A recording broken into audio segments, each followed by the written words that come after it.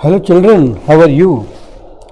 बच्चों, आज एक बार फिर मैं आप लोगों के सामने chapter 1 class 9 science matter in our surroundings इसके रिमेनिंग पार्ट को कंप्लीट करने के लिए उपस्थित हूँ and you are most welcome in save classes. बच्चों, लास्ट लेक्चर में मैंने आप लोगों के सामने क्लियर किया था कि सॉलिड स्टेट क्या होती है, लिक्विड स्टेट क्या होती है और गैसियस स्टेट क्या होती है। सिचुएशन भी मैंने आप लोगों को साथ साथ बताई थी कि क्या होता है मॉलिक्यूल्स का सॉलिड स्टेट में, उनके बीच की डिस्टेंसेस कम होती हैं या ज़्यादा होती हैं, उनके बीच का अट्रैक्शन फोर्स कम होता है या ज़्यादा होता है। ये सारी ही बातें मैंने डिस्कस की थी लास्ट अपने लेक्चर में, जो कि आप लोगों ने बहुत ध्यान से पढ़ा होगा। और आज इसी चैप्टर के रिमेनिंग पार्ट को लेकर के मैं आप लोगों के सामने आया हूँ।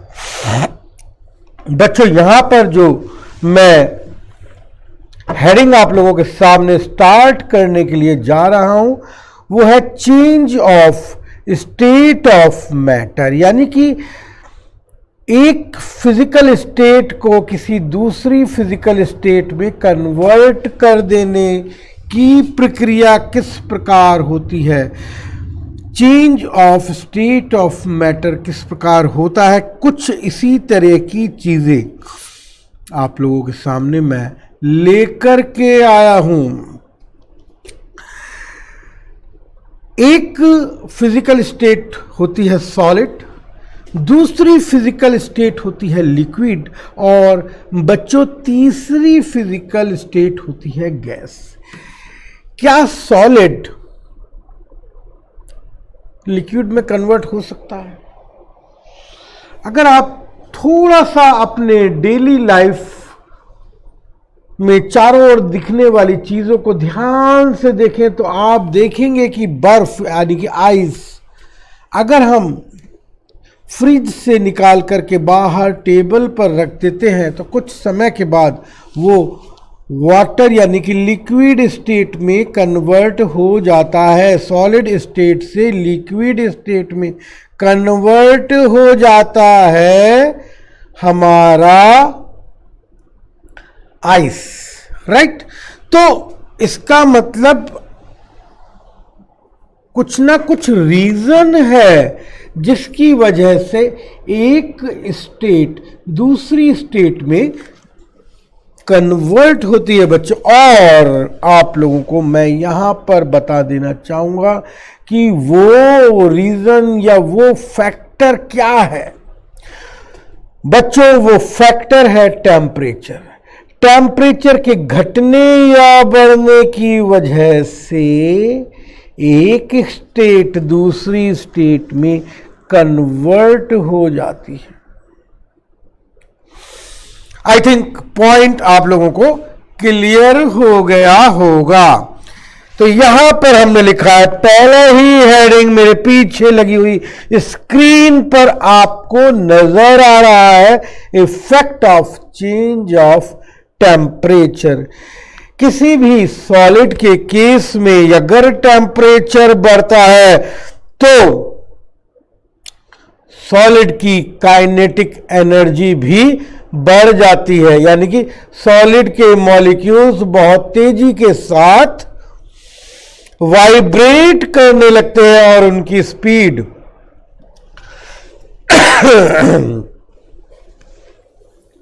वाइब्रेशन की स्पीड लगातार बढ़ती चली जाती है और इस वाइब्रेशन के लगातार बढ़ने की वजह से इनके बीच का जो अट्रैक्शन फोर्स जो कि बहुत ज्यादा था माय डियर चिल्ड्रन, वो कम हो जाता है। मॉलिक्यूल्स एक दूसरे का साथ छोड़ देते हैं और इधर उधर भागने लगते हैं। और यही वो स्टेज होती है बच्चों जब एक सॉलिड मेल्ट होता है लिक्विड में एटमॉस्फेरिक प्रेशर पर, राइट। और वो पर्टिकुलर टेम्परेचर जिस पर वो सॉलिड लिक्विड में मेल्ट हो जाता है उसे कहते हैं मेल्टिंग पॉइंट। बच्चों नोट्स की तरफ ध्यान दें, बहुत ध्यान से देखिए आप लोग। ये मेल्टिंग पॉइंट आप लोगों को लिखा हुआ नजर आ रहा है मेरे पीछे लगी हुई स्क्रीन पर। The temperature at which solid melts is called its melting point. अब आप लोगों को पॉइंट पूरी तरह से क्लियर हो गया होगा। किसी भी सॉलिड को टेम्परेचर बढ़ाने से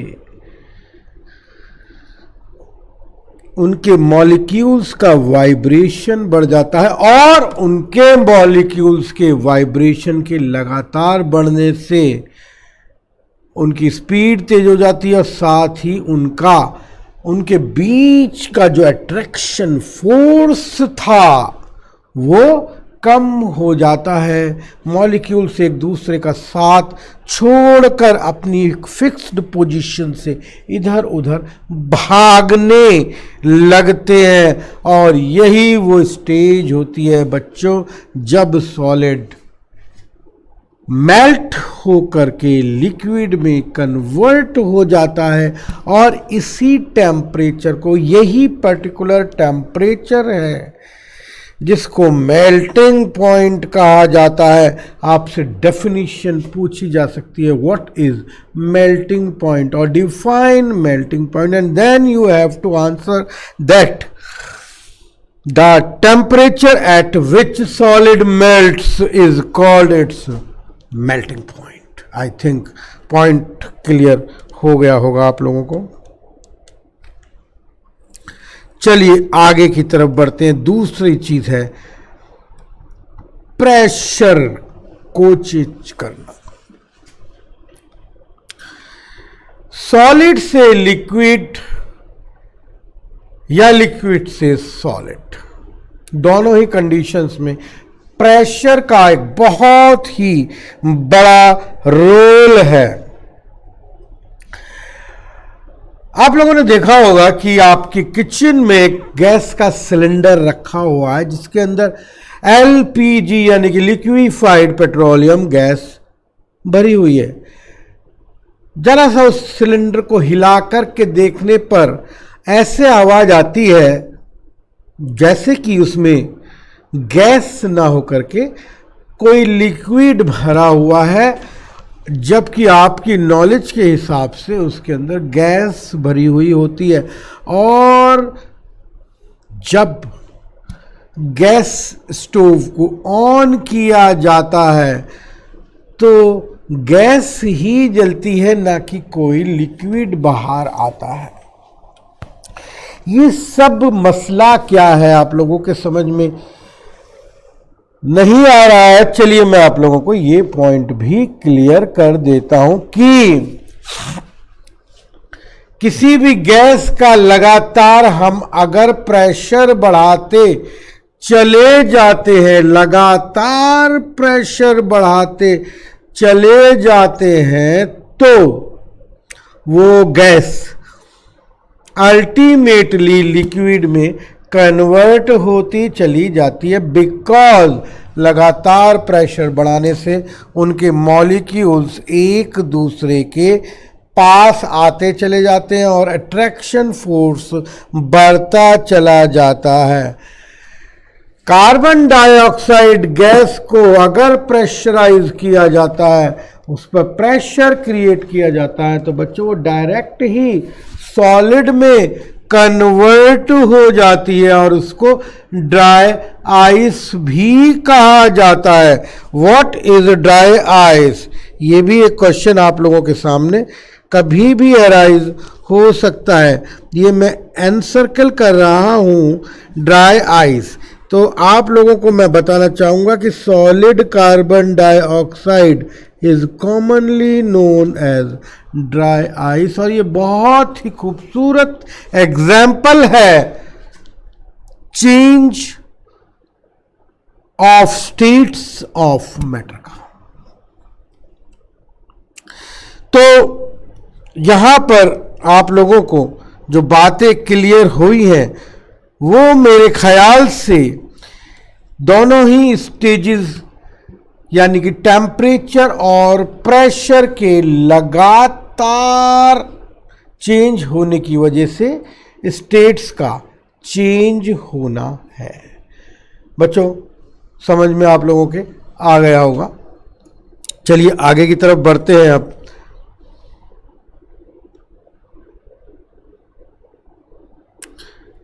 यहां पर एक डेफिनेशन आप लोगों के सामने आ रही है,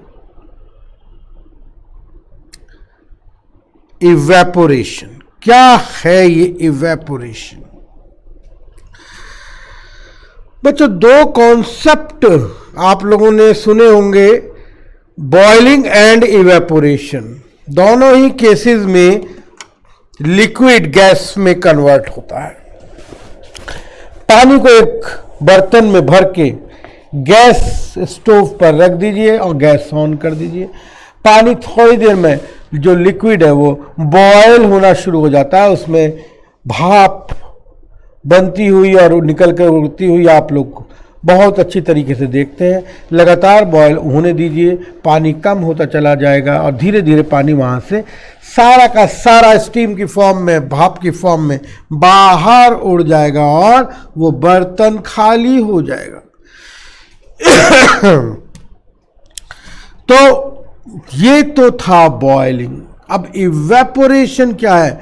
हम गीले कपड़े को धोने के बाद कपड़े गीले हो जाते हैं, उनको रिंस करके एक्स्ट्रा पानी बाहर निकाल के कपड़े को झाड़ करके सुखा देते हैं। कुछ समय बाद कपड़ा सूख जाता है, यानी कि वाटर कपड़े में से बाहर निकल जाता है। लेकिन यहाँ पर इस वाटर के बाहर निकलने को हम बॉइलिंग नहीं कहेंगे बच्चों, हम कहेंगे इवेपोरेशन।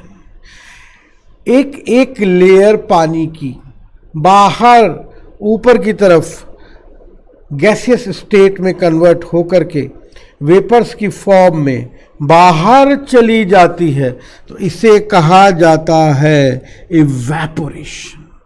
तो पार्टिकल्स ऑफ सॉलिड, लिक्विड और gas are having different amount of kinetic energy.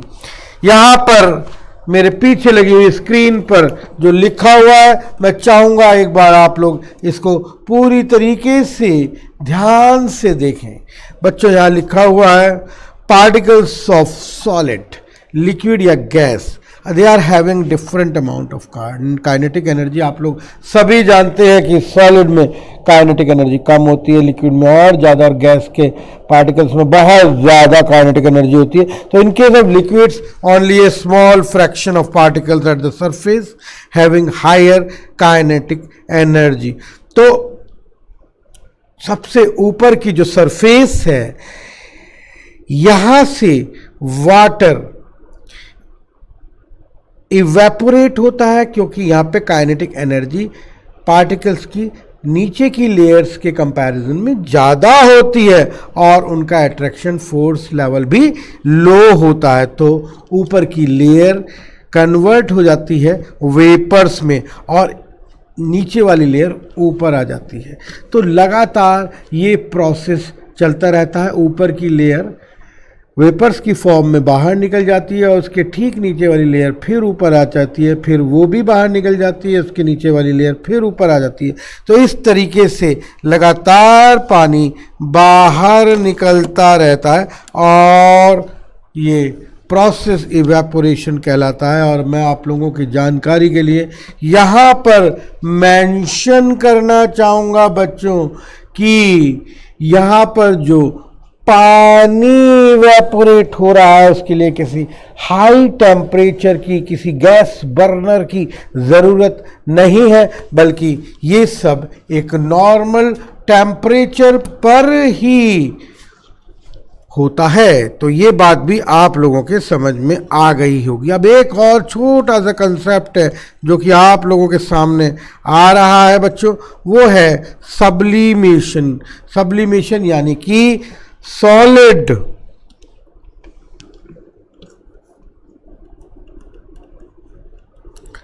Direct gas में कन्वर्ट हो जाता है। एग्जाम्पल है कैम्फर, पूजा में इस्तेमाल होने वाला कपूर, जो कि सफ़ेद रंग की टैबलेट्स की फॉर्म में आप लोगों को बाज़ार में मिलता है। पूजा के टाइम पर इसको इस्तेमाल किया जाता है।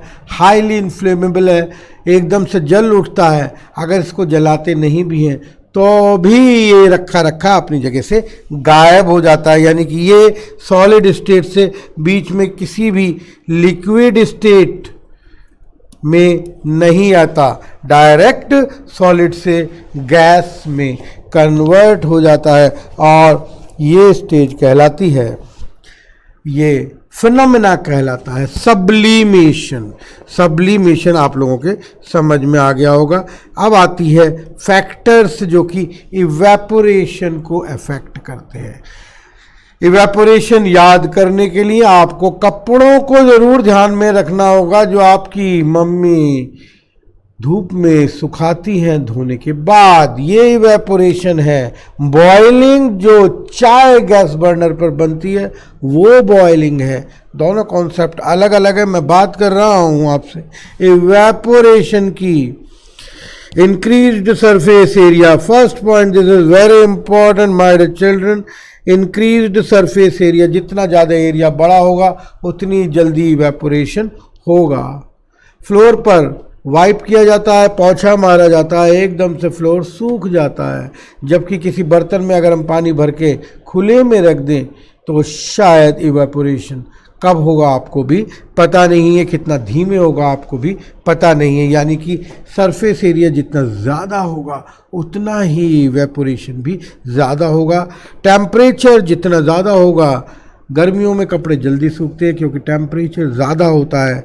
डिक्रीज्ड ह्यूमिडिटी, हाँ अगर ह्यूमिडिटी बढ़ जाती है तो बच्चों कपड़े देर में सूखते हैं क्योंकि इवेपोरेशन ऑटोमेटिकली कम हो जाता है। तो यहाँ पर ये पॉइंट भी आप रखिएगा ध्यान। इंक्रीज्ड विंड स्पीड, पंखा चला दीजिए, आगे कपड़ा सुखा दीजिए, जल्दी सूख जाएगा क्योंकि हवा की प्रेजेंस में अगर विंड स्पीड है तो इवेपोरेशन बहुत तेज़ी के साथ होता है। तो आई थिंक ये पॉइंट भी मेरे प्यारे बच्चों को समझ में आ गया होगा। इवेपोरेशन कॉज कूलिंग, जितना इवेपोरेशन होता है उतनी ही कूलिंग भी होती है। स्प्रिट अपनी हथेली पे थोड़ी सी डाल लीजिए, फौरन ही उड़ जाती है और आपको हथेली पे बहुत ठंडा ठंडा महसूस होता है, यानी कि इवेपोरेशन एक कूलिंग इफेक्ट लाता है। कॉटन के कपड़े जो कि स्वेट में भीग जाते हैं एक कूलिंग इफेक्ट देते हैं क्योंकि वाट पसीना यानी कि स्वेट वहाँ से लगातार इवेपोरेट होता है। तो एक कूलिंग इफेक्ट इवेपोरेशन की वजह से आता ही है। एक और बहुत खूबसूरत एग्जाम्पल मैं आप लोगों के सामने रखना चाहूँगा।